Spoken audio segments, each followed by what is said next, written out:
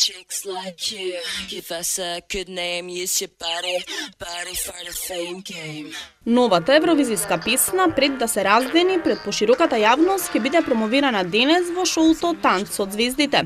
Интересно е тоа што делот од номерите што го изведува Владко Лозановски е дело на Дарко Димитров и Лазар Цветковски, а текстот е на Магдалина Цветковска-Ина. Додека останатиот дел од номерата повторно е дело на Симеон Атанасов.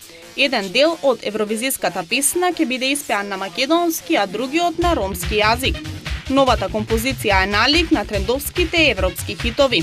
Втората евровизиска номера е направена откако првата Империја промовирана минатиот месец, најде на лоши реакции од публиката.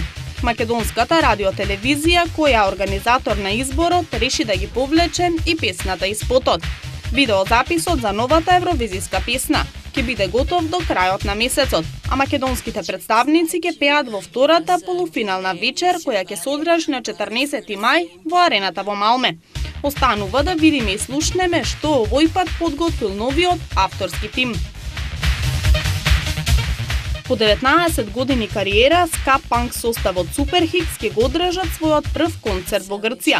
Групата вечерва ќе настапи на второто издание на Балкан Фест во Солун. Организаторот ја најавува нашата група како главни звезди на ова издание. Тоа е воедно и првиот македонски бенд што настапува на овој фестивал. Покрај Суперхикс на фестивалот настапуваат и Баилца од Грција и Орантиза од Бугарија. Балкан Фест по големиот успех на ланското издание со илјадници посетители се наметнува како еден од најголемите балкански фестивали. Идејата на организаторите е да се потенцира регионалната култура и различните карактеристики на луѓето од југоисточна Европа, со цел овој настан да прерасне во мост кој ќе ги поврзува балканските култури и културни активности.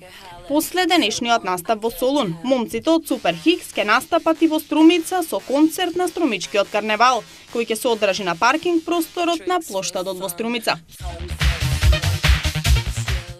Козметичките гиганти Есте Лудеар, Лореал и Диор се борат да ја придобијат поп-пеачката Адел да биде заштитно лице на нивните производи за нега на кожа.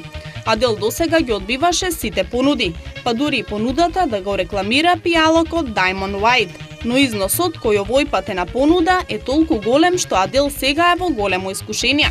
Станува збор за износ од 11,5 милиони евра. Побарувачката за Адел е голема. Таа би ја прифатила само онаа компанија која е по нејзин вкус и која може да се вклопи во нејзината музика. Мора да ја одржува нејзината личност. Ќе им треба многу време да ја убедат, но како што стојат работите сега, изгледа дека е близу до постигнувањето на договор, пренесуваат британските медиуми. Адел предходно изјави дека не сакала да ги прифати понудите, затоа што била загрижена како тоа ќе влијае на нејзиниот имидж. Адам Сендлер и Дру Баримур по трет пат ќе се појават заедно на големото платно во нова комедија, која е приказна за последиците на катастрофален состанок на слепо.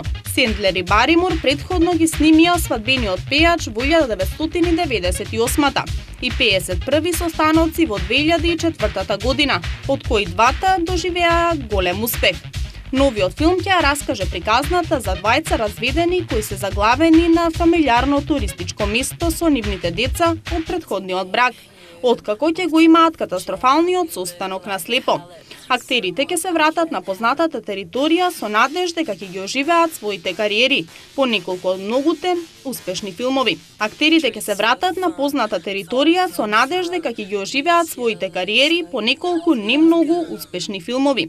Снимањето на овој филм започнува во мај, а како режисер на истиот се појавува Франк Кораци, со кој работеа и на филмовите The Wedding Singer, The Waterboy и Click.